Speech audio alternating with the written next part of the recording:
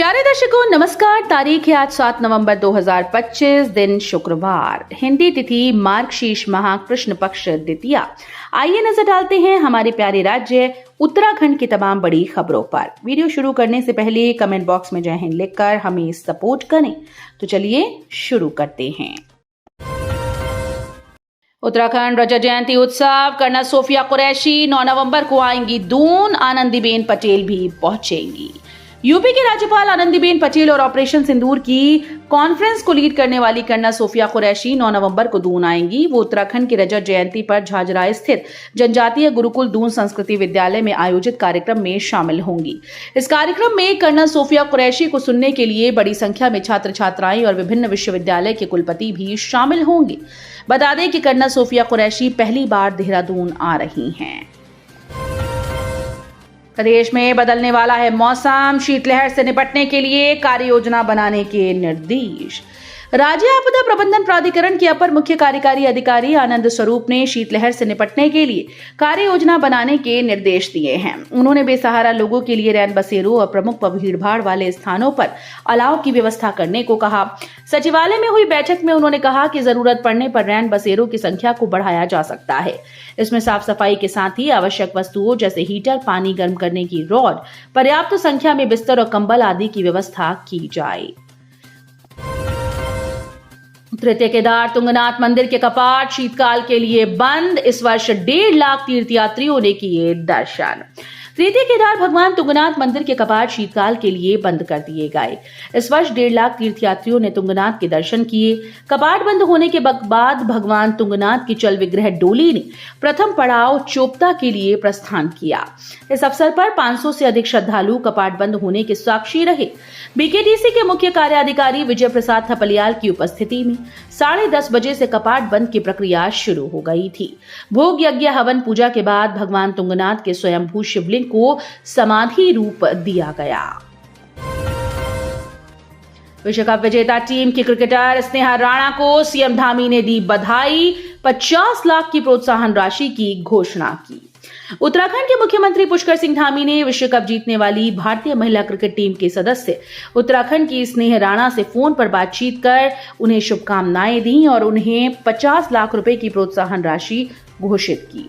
मुख्यमंत्री राणा को हार्दिक बधाई देते हुए विश्व कप के दौरान उनके उत्कृष्ट प्रदर्शन की सराहना की और देश प्रदेश का गौरव बढ़ाने के लिए 50 लाख रुपए देने की घोषणा की। उत्तराखंड पुलिस का फास्ट एक्शन, 16 घंटों में लाखों की चोरी का पर्दाफाश, शातिर चोर गिरफ्तार। पुलिस ने मात्र 16 घंटे के अंदर अस्पताल परिसर में हुए लाखों की चोरी के मामले का पर्दाफाश करते हुए एक शातिर चोर को गिरफ्तार किया। आरोपित के कब्जे से नकदी और हीरे की अंगूठी सहित चोरी का माल भी बरामद किया गया।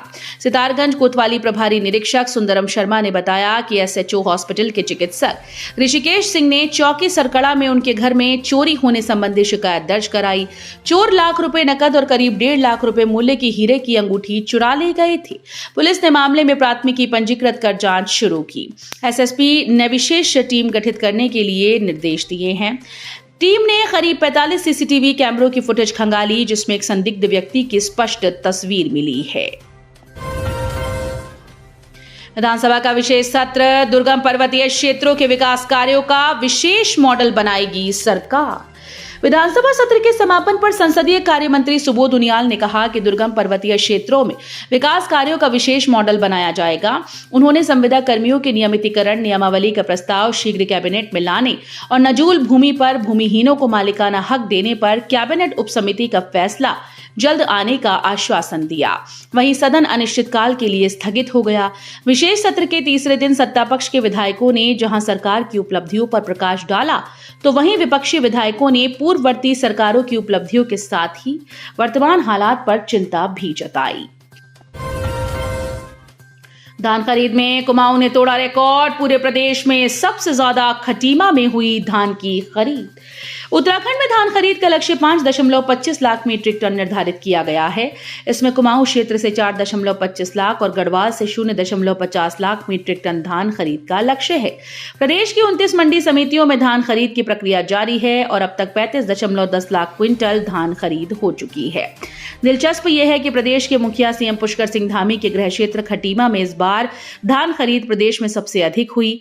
यहां 6.35 लाख क्विंटल धान खरीद हो चुकी है। सरकार की मंशा है कि धान खरीद की प्रक्रिया पारदर्शी और भ्रष्टाचार मुक्त हो। इसके लिए सरकार ने कई कदम उठाए हैं। हीना गांव में भालू से बचने के लिए दौड़ी महिला, पहाड़ी से गिरकर हुई मौत, एक हफ्ते में गई 2 जान। औंगी के बाद अब हीना गांव में भी भालू के हमले से बचने के लिए भागी एक महिला की पहाड़ी से गिरकर मौत हो गई। क्षेत्र में एक सप्ताह के भीतर भालू के हमले की ये दूसरी घटना है। ग्रामीणों ने बताया कि हीना गांव की अंबिका 27 वर्षीय पत्नी अंकित असवाल गांव की अन्य महिलाओं के साथ जंगल में घास लेने गई थी।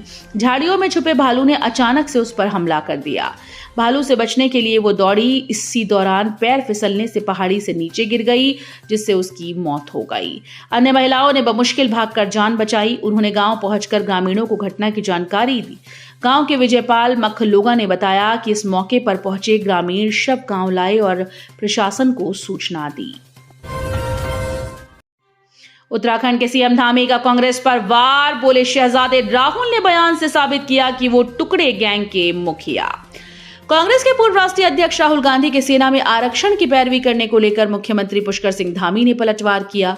हल्द्वानी में पूर्व सैनिक सम्मेलन में पहुंचे सीएम धामी ने कहा कि कांग्रेस के शहजादे और युवराज के बयान से साबित हो गया कि वो टुकड़े टुकड़े गैंग के सरगना और देश विरोधी एजेंडे को प्रोत्साहित करने वालों के साथ खड़े हैं।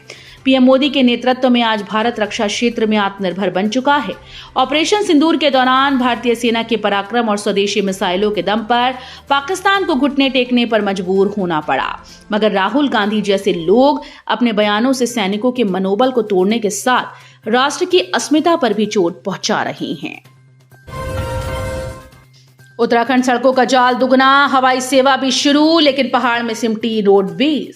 रजा जयंती के सरकारी उत्सव के बीच सड़क और परिवहन सुविधाओं को लेकर नैनीताल जिले की स्थिति पर नजर डालें तो बीते 25 सालों में काफी कुछ हासिल होने के साथ साथ कई उम्मीदों का पूरा होना भी बाकी है।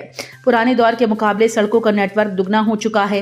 राज्य मार्ग, मुख्य व जिला मार्ग और ग्रामीण सड़कों को लेकर अब सड़कों के जाल की लंबाई 4032 किलोमीटर पहुंच चुकी है।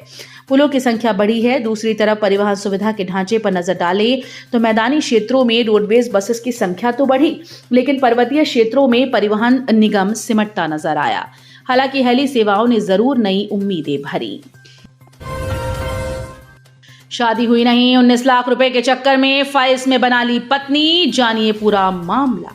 उत्तराखंड राज्य सहकारी बैंक लिमिटेड की अल्मोड़ा शाखा से लोन हुई कर्मचारी ने ऋण योजना के तहत जाली दस्तावेजों से 19 लाख का लोन ले लिया। इस योजना से वो बैंक की अन्य शाखा से पहले ही लोन ले चुका था। शाखा प्रबंधक ने आरोपी कर्मचारी सहित 4 लोगों पर विभिन्न धाराओं में केस दर्ज कराया है। मुख्य आरोपी लोनिवी के अधीक्षण अभियंता कार्यालय पर तैनात है। परिवार समेत 20 दिन से लापता देहरादून का बिल्डर। राजधानी निवासी बिल्डर शाश्वत गर्ग परिवार समेत बीते 20 दिनों से लापता है। वो अपने परिवार के साथ हापुड़ अपनी ससुराल गए थे। 17 अक्टूबर को वहां से देहरादून के लिए निकले, जिसके बाद से उनका कुछ पता नहीं चला। पत्नी के भाई ने हापुड़ पुलिस को सूचना दी तो वहां की पुलिस ने जांच की। पता चला कि परिवार की दोनों गाड़ियां हरिद्वार तक पहुंची हैं। सिरियार में कई नंबर ऐसे मिले जिनसे कई बार बात हुई। इनमें एक व्यक्ति से बड़ा लेन देन होने की बात भी सामने आई। मसूरी देहरादून मार्ग पर हादसा। मसूरी देहरादून मार्ग पर कोलूखेत के पास सुबह बाइक सवार हादसे का शिकार हो गए। बाइक अचानक अनियंत्रित होकर खाई में जा गिरी। इस दौरान एक युवक की मौके पर मौत हुई, जबकि दूसरा युवक घायल होकर पहाड़ी पर अटक गया। तो ये थी उत्तराखंड की बड़ी खबरें। हम मिलेंगे अगले बुलेटिन में, तब तक के लिए धन्यवाद।